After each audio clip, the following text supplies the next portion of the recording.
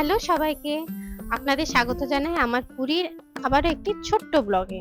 মোটামুটি সারাদিন এত ঘোরাঘুরি করার পর সন্ধ্যাবেলায় একটু বেরিয়েছিলাম বাজারের উদ্দেশ্যে। দেখলাম বেশ ভালো মতন বৃষ্টি শুরু হয়েছে। কিছুটা এগিয়ে চলে এসেছি পুরীর বাজারের এই দোকানটিতে।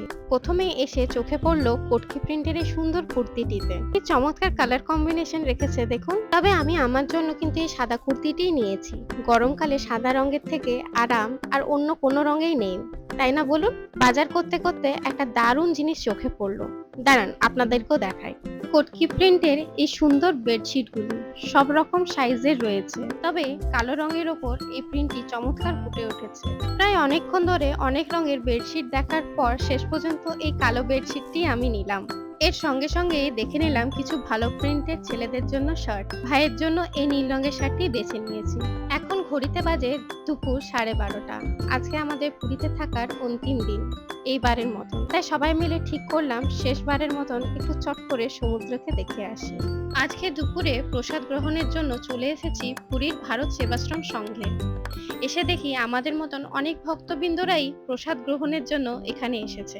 প্রসাদ গ্রহণ করতে করতেই পরিচয় হয়ে যায় অনেকের সাথে, জানতে পারি তারাও আমাদের মতন কলকাতারই বাসিন্দা। চলুন আস্তে আস্তে একটা একটা করে প্লেট চলে এসেছে। ভারত সেবাশ্রমে প্রসাদ গ্রহণের একটা নিয়ম রয়েছে। এনাদের টোকেন ভোর 5টার সময় থেকে দেওয়া হয়ে থাকে। আপনি যদি কখনো ভারত সেবাশ্রমে প্রসাদ গ্রহণ করতে চান, তাহলে ভোর 5টার সময় এসে আপনাকে টোকেন কালেক্ট করতে হবে। প্রসাদ গ্রহণের সময় মোটামুটি 12টা থেকে 1:30। এর মধ্যে আপনাকে এসে নিজের জন্য আসন গ্রহণ করতে হবে। তবে সিনিয়র সিটিজেনের জন্য এনারা টেবিল চেয়ারেরও ব্যবস্থা রেখেছেন। প্রসাদের মধ্যে প্রথমেই রয়েছে গরম ভাত, পাঁচমিশালি একটি সবজি ও গরম ডাল। পূর্ণিমা তিথিতে বা অন্য কোনো উৎসবে এনারা পায়েসও বানান, কিন্তু আমরা যে সময় গেছি এই সময় কোনো উৎসব নেই, তাই আমরা এই 3টি প্রসাদই গ্রহণ করতে পেরেছি।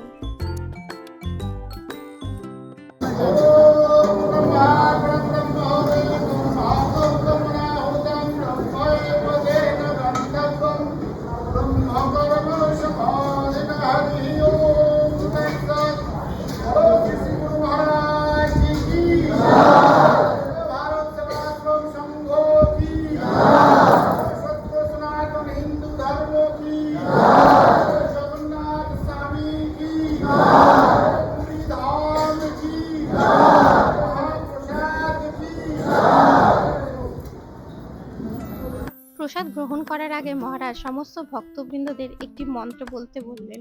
এই মন্ত্রটি শেষ হওয়ার পর আপনি আপনার প্রসাদ গ্রহণ করতে পারবেন। আপনি প্রসাদ এখানে ততখানি নিতে পারেন যতখানি আপনি খেতে পারবেন। প্রসাদ নষ্ট করা এখানে পাপ বলে মনে করা হয়। আমরাও এসে পৌঁছেছি বাসের মধ্যে। আপনাদের সাথে দেখা হচ্ছে নেক্সট ব্লগে। ব্লগটি আপনাদের কেমন লাগলো জানাবেন।